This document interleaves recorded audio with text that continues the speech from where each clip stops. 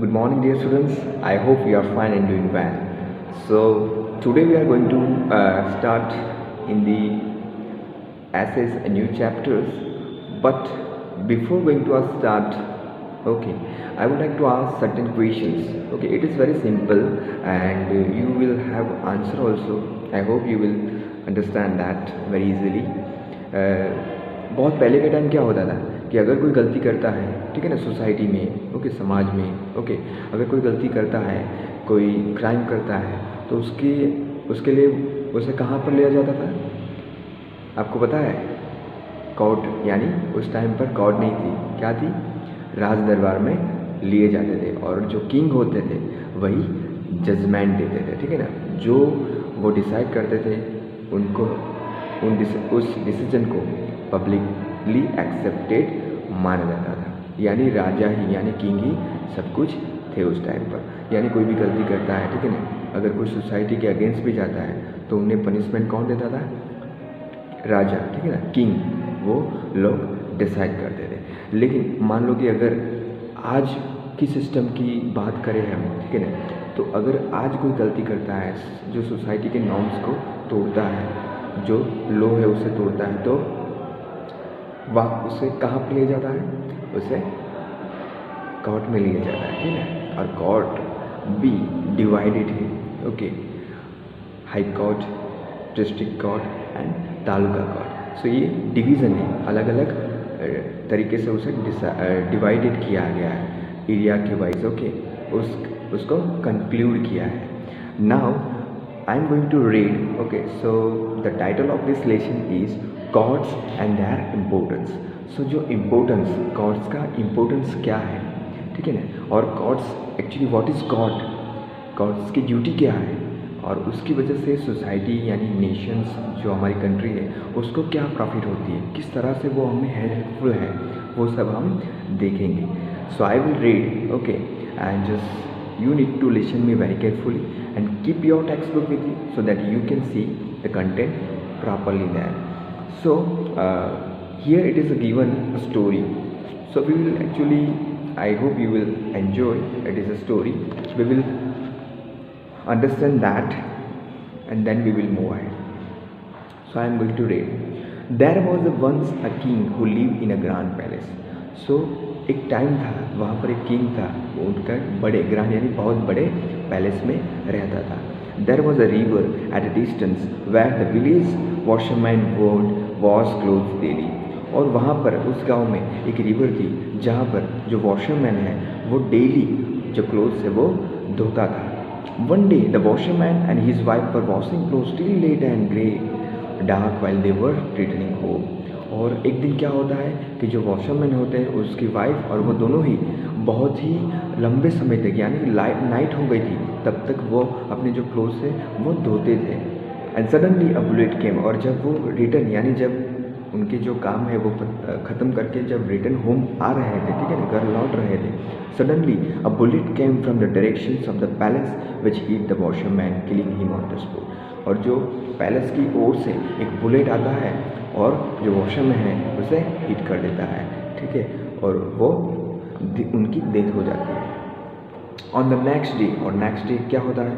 On the next day the washerman's wife went to the court to seek justice. और जो उसकी wife है उसे बस जस्टिस चाहिए कि मेरे हस्बैंड की डेथ हो गई है इस बुलेट की वजह से, तो आप उस व्यक्ति को कड़ी से कड़ी सजा दो। उसके न्याय के लिए, जस्टिस के लिए वो राजा के पास जाती है।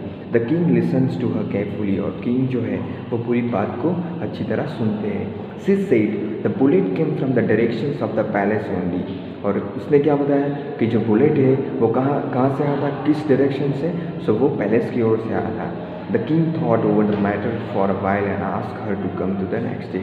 और जो किंग होते हैं वो बहुत थिंक करते हैं उस बात पर, उस मैटर पर, और उसे नेक्स्ट डे के लिए बुलाते हैं कि आप अभी चाहिए, कल आना।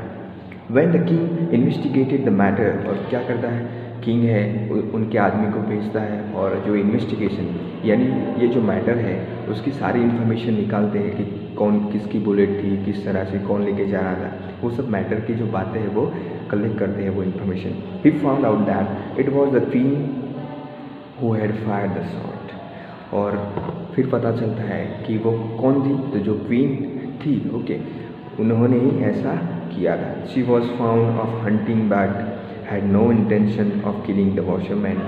सो she was fond of hunting, वो शिकार के लिए जा रही थी, उनका जो इंटेंशन नहीं था, फिशरमैन या जो वॉशरमैन है उसे मारने का इंटेंशन नहीं था, जानबूझकर नहीं किया था। उसका मतलब ये होता है the people of the village included the washerman went to the court the next day. और जो लोग थे गांव के वो सब और वॉशरवुमेन है वो सब मिलकर कोर्ट में यानी राज दरबार में जाते हैं। She asked the king to give her justice. और वो जो लेडी थी वॉशरवुमेन वो कहती कि मुझे कुछ भी हो जाए मुझे जस्टिस चाहिए। ही री अश्योर हर सेम। और जो किंग होते हैं वो कहते हैं कि कोई बात नहीं, आपको जस्टिस ज़रूर मिलेगा, don't worry, I will ensure that you get justice. Everybody was listening to his carefully. और जो राजा होते हैं वो खातरी देते हैं, श्योरिटी देते हैं कि आप चिंता मत करो, आपको न्याय जरूर मिलेगा। और सब जो लोग इकट्ठे हुए थे वो भी राजा की बात बहुत अच्छी तरह से सुन रहे हैं। सो इस बात से हमें पता चलता है कि उस टाइम पर कुछ भी गलती हो, कुछ भी क्राइम हो, तो उसका जो डिसीजन है वो कौन लेता था, किंग लेता था, ठीक है। किंग के अगेंस्ट यानी किंग के फ्रंट जाकर आपको उसकी रिप्रेजेंटेशंस करनी पड़ती थी। सो यहाँ पर दिया गया हुआ है observe and write. So what do you see in the pictures, ये सब आपको पढ़ लेना है और अपने आप आंसर देने हैं, कि अपने आप थिंकिंग करना है कि यहाँ पर क्या और किस प्रकार का आंसर आएगा, वो आपको थिंक करना है, आपको अपने ओन थिंक थॉट लिखने हैं। Read and understand. So our country is democratic country. So हमारी जो कंट्री है वो कैसी कंट्री है, democratic. So what is democratic, जहाँ पर लोगों की लोगों की सुनी जाती है, ठीक है ना, लोगों के लिए, लोगों के बारे में जो सोचती है, ठीक है, लोगों के न्याय के बारे में, उसे हम डेमोक्रेटिक कंट्री कहते हैं। हमारा जो कंट्री है वो कॉन्स्टिट्यूशन के आधार पर चल the judiciary of our country is independent and unbiased. और जो हमारी कंट्री की जो जुडिशरी है, ठीक है ना, जो जज लोग हैं, ठीक है, उनका जो पूरा ग्रुप है वो लोग इंडिपेंडेंट है, वो लोग किसी पर भी डिपेंडेंट नहीं है, और अनबायस्ड। अगर अनबायस्ड यानी कोई रिलेशन नहीं है, ठीक है, उनके लिए सब इक्वल है, और उसी तरह उनको जो जज है यानी जस्टिस देना है वो उस तरह से ही देना है। No friend no enemy, everybody are equal for them. Those who do not abide by the law are considered as criminals. Okay, और जो लोग लॉ को फॉलो नहीं करते उन्हें क्रिमिनल्स माने जाते हैं। Such criminals deprive people of their rights. और जो क्रिमिनल्स कुछ ऐसे भी क्रिमिनल्स होते हैं जिन्हें पूरा अपना अधिकार यानी राइट नहीं मिलता, उसकी वजह से वो लोग क्राइम कर देते हैं। Our country has the benefit of the judiciary at all levels. और हमारी कंट्री को बहुत ही बेनिफिट है इस जुडिशरी की वजह से। There are 3 levels of courts. Okay, so how many levels of courts are there in our country? So 3 levels. First taluka, second district and third state level की जो होती है कोर्ट, उसे माना जाता है। These courts are known as taluka court. और ये जो कोर्ट है किस तरह से और किस नाम से जाने जाते हैं, taluka court, district court and high court. आपको ये याद रखना है, अपने माइंड में फिट कर लेना है कि 3 टाइप्स की कोर्ट है। Judgments are pass on civil and criminals cases. और जो जजमेंट्स पास किया जाता है वो सिविल्स एंड क्रिमिनल्स केसेस में किया जाता है। For the judiciary to function quickly and unexpensively Lok Adalat have been put into practice. और जो लोक अदालत है उन्हें इसमें शामिल किया जाता है। So here you can see in your, if you have a text book with you, you can see okay the draw, here it is drawn high court, district court and taluka court. So the court at the lower level is taluka court. जो निम्न कक्षा के level पर जो court होती है उसे taluka court कहा जाता है। Such courts are called trial courts. उसे ट्रायल कोर्ट्स भी माना जाता है। District courts are above taluka courts. और जो डिस्ट्रिक्ट कोर्ट्स होती है वो तालुका के ऊपर होती है और ऊपरी होती है। और the head of the district court is the high court. और जो डिस्ट्रिक्ट कोर्ट की जो हेड होती है उसके ऊपर की जो कोर्ट होती है उसे हम हाई कोर्ट कहते हैं। यहाँ पर पिक्चर दिया गया है, आप देख सकते हो, हंसबाज लैंड। ओके, हंसबाज land. So there was once a landlord in a small town whom everyone was afraid of. So ये यहाँ पर एक बात बताई गई है कि जो लैंडलॉर्ड था उसके वजह से सब लोग डर रहे थे। And he own a majority of land area in the town. और उसने उसकी मालिकी जो थी ज़मीन की, ठीक है ना, वो सबसे ज़्यादा थी उस एरिया में। There was an old lady. और वहाँ पर एक ओल्ड लेडी थी, हंसाबेन। ओके, हंसाबेन। उस farm was near his land. और उनका जो फार्म था उनके नज़दीक में ही था। The landlord gradually started capturing the land near by. और जो लैंडलॉर्ड था उसने धीरे धीरे उस जो लैंड थी उसे कैप्चरिंग करना शुरू कर दिया। Slowly and steadily the landlord encroached upon half of Hansaben's territory. और धीरे धीरे वो जो ज़मीन होती है हंसाबेन की वो उसके कब्जे में कर लेता है। And did not give her land और मनी इन रिटर्न। और उन्हें पैसा भी नहीं देता और ज़मीन जो है उनकी जो लैंड है वो उसे वापस भी नहीं करता। Thus in order to get back her land Hansaben filed a case in the taluka court. और उन्हें वो लैंड वापस चाहिए हंसा, क्योंकि उनकी थी तो उन्हें वो वापस हरगिज़ चाहिए। सो उन्होंने क्या किया, झगड़ा नहीं किया, लेकिन क्या किया, उन्होंने डायरेक्टली तालुका जो कोर्ट थी उसमें केस दर्ज कर दिया। Both the landlord as well as Hansaben presented their arguments in the court. और उन्हें कोर्ट में पेश किया गया और दोनों ही अपनी पूरी तरह से अपनी जो आर्ग्यूमेंट है वो रिप्रेजेंट करते हैं कोर्ट में। द जज heard their arguments and give the verdict in favour of Hansaben. और अंत में क्या होता है, एंड में हंसाबेन है वही जीत जाते हैं, क्योंकि वो सही थे, उनकी जो आर्ग्यूमेंट थी वो राइट थी, उनके खिलाफ और उनके फेवर में ही सब प्रूफ सच्चे पाए गए और उन्हें उनकी ज़मीन वापस मिल जाती है।